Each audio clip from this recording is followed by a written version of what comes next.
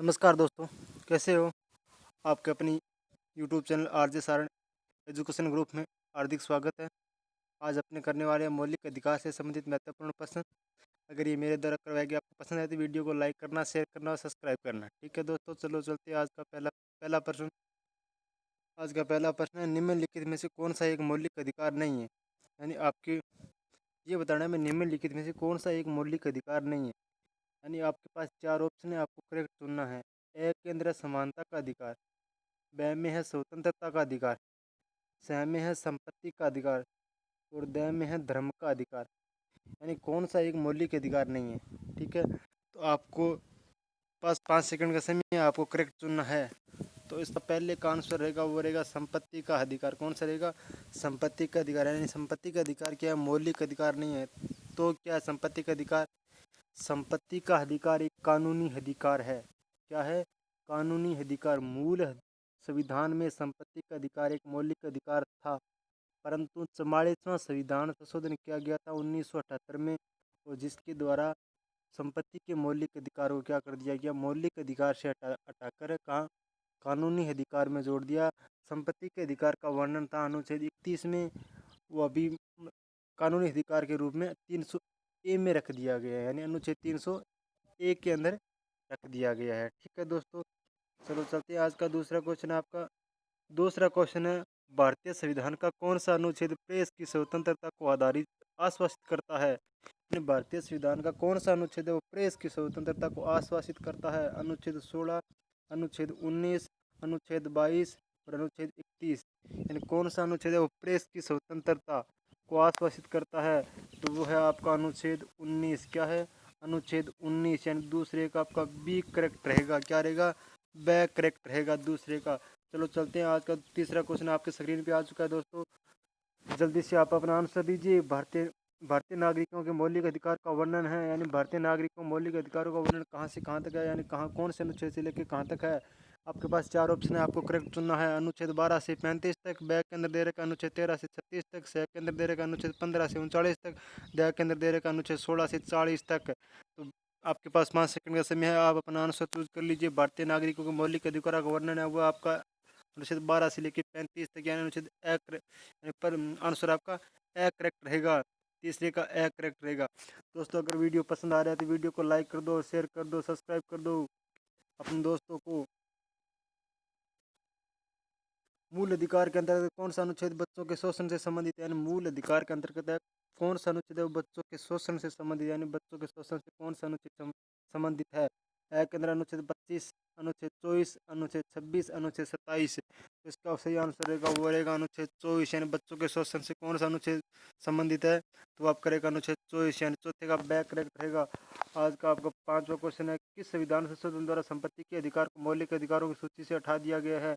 42वां संविधान संशोधन, 66वां संविधान संशोधन, 44वां संविधान संशोधन, 31वां संविधान संशोधन। यानी किस संविधान संशोधन द्वारा है वो संपत्ति के मौलिक अधिकार को क्या है? संपत्ति के मौलिक अधिकार को मौलिक अधिकार से हटाकर और विधिक अधिकार या कानूनी अधिकार के रूप में जोड़ दिया गया है। तो वो कौन सा संविधान संशोधन था? वो आपका 44वां संविधान संशोधन था। कौन सा था? 44वां संविधान संशोधन कब हुआ था? 1978 में हुआ था। कब हुआ था? 1978 में हुआ था। 42 संविधान संशोधन आपका 1976 में हुआ था। 66वां संविधान संशोधन 2002 में हुआ था। 31वां संविधान संशोधन 1974 में हुआ था।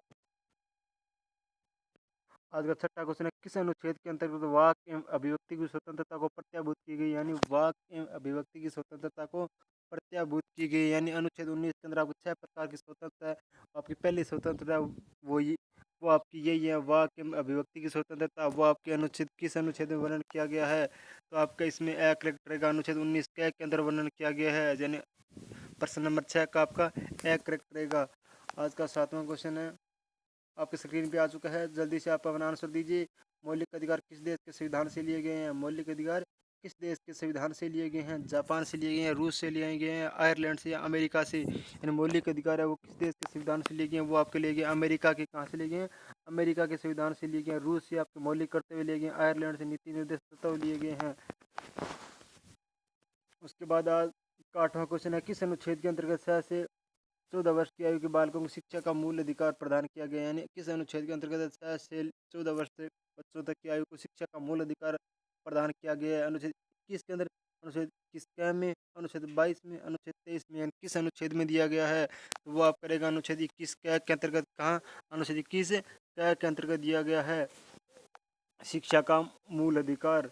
आज का क्वेश्चन नंबर 9 है, किस मौलिक अधिकार को भीमराव अम्बेडकर ने संविधान की आत्मा कहा है, यानी किस मौलिक अधिकार को डॉक्टर भीमराव अम्बेडकर ने संविधान के निर्माता भी कहा जाता है भीमराव अम्बेडकर को, इसने संविधान की आत्मा किस मौलिक अधिकार को कहा है। तो आपके पास 4 ऑप्शन है, चारों में से आपको करेक्ट चुनना है। ए के अंदर दे रहेगा संवैधानिक उपचारों का अधिकार, बी के अंदर दे रहेगा समानता का अधिकार, सी के अंदर दे रहेगा धार्मिक स्वतंत्रता का अधिकार, डी के अंदर दे रहेगा स्वतंत्रता का अधिकार। तो आपके पास 5 सेकंड का समय है, आप अपना आंसर चूज कर लीजिए। तो इसका रहेगा वो रहेगा संवैधानिक उपचारों का अधिकार। संवैधानिक उपचारों का अधिकार को डॉक्टर भीमराव अम्बेडकर ने संविधान की आत्मा कहा था। संवैधानिक उपचारों के अधिकार का वर्णन अनुच्छेद 32 के अंदर दिया गया है।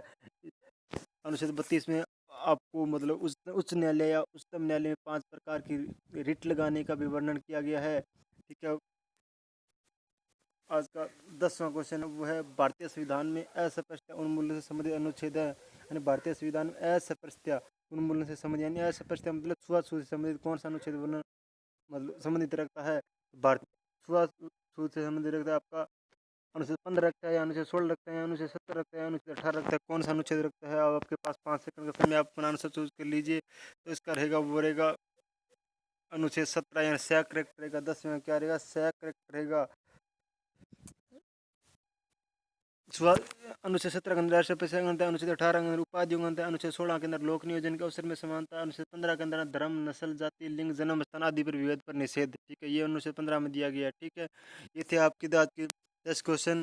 इन 10 क्वेश्चनों में से आपके कितने क्वेश्चन सही हैं आप मेरे कमेंट बॉक्स में लिख के बताओगे। अगर अभी तक हमारे आरजे सारण एजुकेशन ग्रुप को सब्सक्राइब नहीं किया तो सब्सक्राइब कर लिए, पास में बेल आइकन को दबा लीजिए। जब भी हम न्यू वीडियो डालें तब सबसे पहले नोटिफिकेशन आपके तक पहुंचने के लिए। ठीक है दोस्तों, मिलते हैं इसी जोश और इसी हौसले के साथ। ठीक है दोस्तों, धन्यवाद।